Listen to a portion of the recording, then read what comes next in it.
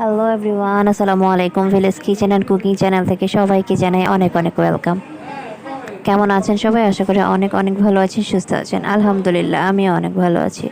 তো চলে আসলাম আরও একটি নতুন ভিডিও নিয়ে। আশা করি আপনাদের সবার কাছে খুব ভালো লাগবে। আজকে আমি রান্না করব গরুর মাংস, আর এটা আমি আজকে ভুনা করব। তো আর এই রেসিপিটি আমি আজকে আপনাদের সাথে শেয়ার করব।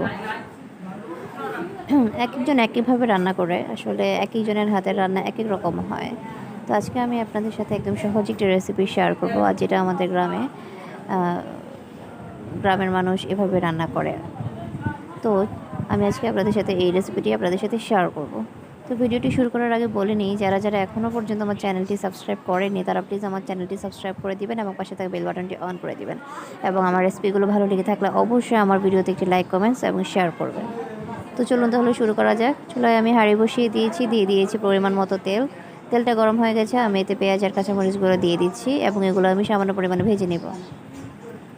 পেঁয়াজগুলো ভাজা হয়ে গেছে, এখন আমি দিয়ে দিচ্ছি এর মধ্যে রসুন বাটা, তারপর দিয়ে দিচ্ছি আদা বাটা, তারপর দিয়ে দিচ্ছি আমি জিরার গুঁড়া, এরপর দিয়ে দিচ্ছি আমি হলুদের গুঁড়া, আর তারপর আমি দিয়ে দিচ্ছি পরিমাণ মতো লবণ।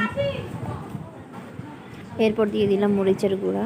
মরিচের গুঁড়াটা আসলে একটু বেশি দিয়েছি, কারণ গরুর মাংস একটু ঝাল ঝাল না হলে ভালো লাগে না। আমরা ঝাল খেতে পছন্দ করি, তাই একটু ঝালটা একটু বেশি দিয়েছি।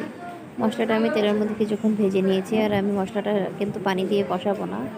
এই কিছুক্ষণ ভাজা হয়ে গেলে আমি এতে দিয়ে দিব গরুর মাংস, আর আমি এখানে 1 কেজি পরিমাণ গরুর মাংস নিয়েছি। মাংসগুলোকে আমি মশলার সাথে ভালো করে মিশিয়ে নিচ্ছি। যেহেতু আমি এখানে কোনো মশলায় পানি অ্যাড করিনি, সেহেতু মাংসগুলোকে কিন্তু নাড়ার উপর রাখতে হবে ঠিক ততক্ষণ পর্যন্ত যতক্ষণ না পর্যন্ত মাংস থেকে পানি বের হচ্ছে। একটু পরে ভিউয়ার্স দেখতে পাবেন যে মাংস থেকে অনেক পরিমাণে পানি বের হয়ে গেছে।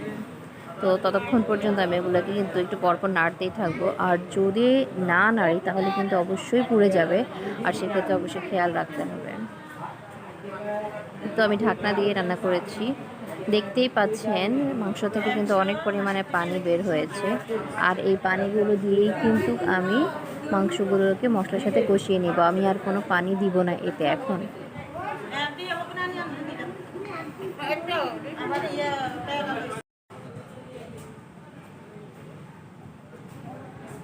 তো এভাবেই আমি এখন কিছুক্ষণ রান্না করে নিব। পানিগুলো শুকানোর আগ পর্যন্ত আমি এখন মাংসগুলোকে কষিয়ে নিব। আর এইভাবে কিন্তু মাংস রান্না করলে মাংসটার টেস্ট কিন্তু অনেক ভালো আসে, খেতে অনেক মজা লাগে। আপনারা ভিউয়ার্স দেখবেন, বাসায় ট্রাই করে। আর এই পর্যায়ে আমি দিয়ে দিয়েছি গরম মশলা গুঁড়া। এখানে আমি দারচিনি, এলাচি, লবঙ্গ, গোলমরিচ, তারপরে হচ্ছে সামান্য জায়ফল, আর হচ্ছে কিছু জয়ত্রী, এগুলোকে একসাথে আমি গুঁড়ো করে নিয়েছি। তো আমি মশলাগুলোর সাথে ভালো করে মিশিয়ে নিচ্ছি। তো এভাবে আমি আরও কিছুক্ষণ এগুলোকে কষিয়ে নিব।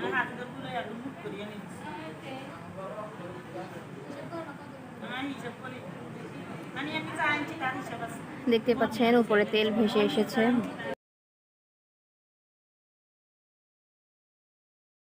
মাংসটা কষানো হয়ে গেছে, আমি এখন এর মধ্যে পানি অ্যাড করে দিচ্ছি। আমি যেহেতু মাংসটাতে বেশি ঝোল রাখবো না, ভুনা ভুনা রাখবো, আর সেহেতু আমি একটু কম করে পানি দিয়েছি। আর মাংসটা কিন্তু কষাতে কষাতে প্রায় 60%-এর মতোই সিদ্ধ হয়ে গেছে, তাই আমি একটু কম পরিমাণে পানি দিয়ে এগুলোকে রান্না করে নেব। তো দেখতেই পাচ্ছেন আরও আধা ঘন্টা পরে এটা কিন্তু ঝোল অনেকটা শুকিয়ে গেছে এবং মাংসটা কিন্তু রান্না হয়ে গেছে। এ পর্যায়ে আমি দিয়ে দিচ্ছি 2টো তেজপাতা আর 2টো দারুচিনি। এরপর আমি মাংসগুলোকে আরও 10 থেকে 15 মিনিটের মতো চুলায় রেখে রান্না করে নেব। এরপরে আমি কিছু পেঁয়াজও দিয়ে দিয়েছিলাম। তো এরপরে ফিরে আসছি 15 মিনিট পরে।